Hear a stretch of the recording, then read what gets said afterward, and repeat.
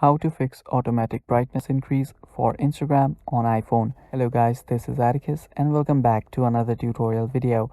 In today's video, I'll teach you guys how you can fix the automatic brightness increase for your Instagram. Now, whenever you're using Instagram and your phone's brightness automatically increases, I'll teach you guys how you can fix that problem. So let us begin. First, what you'll have to do is go to your settings.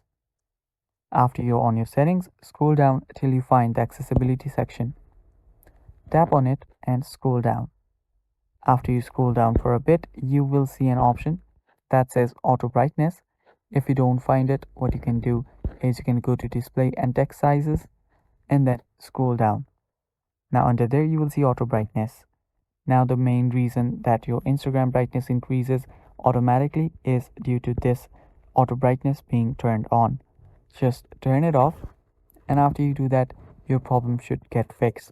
Now you can use your control panel to change the brightness for your wish whenever you want, or if not, you can simply turn on this auto brightness again.